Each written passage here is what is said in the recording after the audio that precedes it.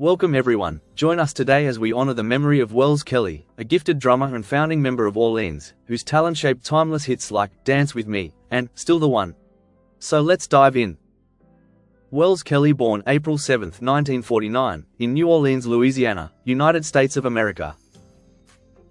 Born in New Orleans and raised in New York, Wells grew up in a creative household where his father, Burnham, worked as Dean of Architecture at Cornell University. One of 6 siblings, Wells shared a close musical bond with his older brother Sherman Kelly, who was also a musician. From an early age, Wells developed a passion for music, becoming a skilled multi-instrumentalist, comfortable on piano, organ, tambourine, and most notably, drums. He also lent his voice to both backing and lead vocals. As a teenager, he played in several local bands, including Thunder Frog. Between 1968 and 1970, he served as the drummer for Boffalongo, the band that first recorded Dancing in the Moonlight. Though the song didn't find immediate success, it would later become a hit when re-released, as well as in 2000 with band Toploader. It was penned by Sherman after surviving a brutal assault during a trip to St. Croix.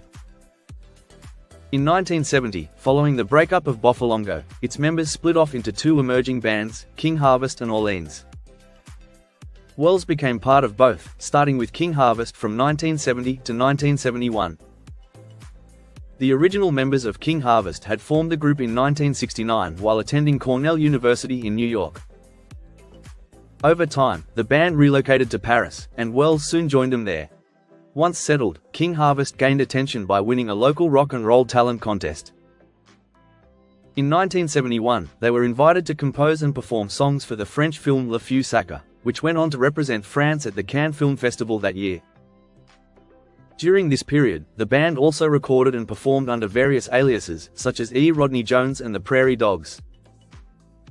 By the end of 1971, they released their Europe-only debut LP I Can Tell. It was Wells who urged the band to revisit Dancing in the Moonlight, his brother Sherman's song. However, Wells left Paris before the group recorded it. Their version of the track later became a US hit, reaching number 13 in early 1973. Though Sherman hadn't taken part in the recording, he officially joined King Harvest for the first time during their American tour in support of the single.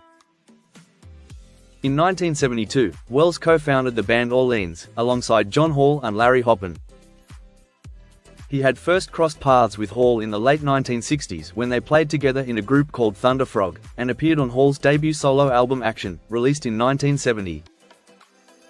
In December 1971, Hall contacted Wells, who was then back in Ithaca, and invited him to join his new project.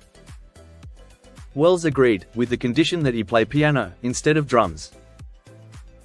Soon after, Larry's younger brother, bassist Lance Hoppen, joined the lineup, followed by drummer Jerry Marotta later in 1976. As a multi-instrumentalist, Wells contributed to Orleans' most successful hits, including Dance With Me, peaking at number 6 in 1975, Still the One, number 5 in 1976, and Love Takes Time, number 11 in 1979. Wells left Orleans in early 1981 and moved to New York City, where he stayed busy in the music scene.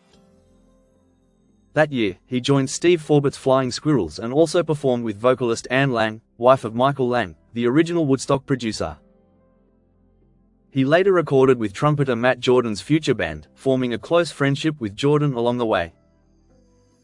Over the next few years, Wells toured with acts like the Beach Boys and the Mamas and the Papas, and also played with saxophonist Clarence Clemens and his band, the Red Bank Rockers. In 1983, he became a member of Meat Loaf's band Neverland Express. He had performed on 2 of Meat Loaf's tours, Midnight at the Lost and Found, in 1983, and Bad Attitude, in 1984-1985, the latter tragically cut short by his untimely death. Wells also played on the Bad Attitude album and the single, Nowhere Fast, both released just a month after he passed. Sadly, on the night of October 28, 1984, Wells Kelly passed away from asphyxiation, due to inhalation of vomit, a result of a drug overdose. Whilst on tour with Meat Loaf in England, Wells went out partying with band members of Tower of Power. He was reportedly last seen drinking with Huey Lewis. The two were close friends, having been part of a tight-knit group that once gathered regularly at a cafeteria called Noise Lodge in New York. Wells' body was later found slumped over a railing on the front stairs outside the London flat, where he had been staying. During the inquest, pathologist Dr. Ian West reported that a post-mortem examination revealed high levels of morphine and cocaine in his system. It was determined that he had choked on vomit after snorting a mixture of heroin and cocaine. The coroner ruled his death as misadventure. He was 35 years old. Wells was later cremated and his ashes given to family. And there you have it. Though Wells Kelly is no longer with us, his rhythm lives on through the timeless music he helped create.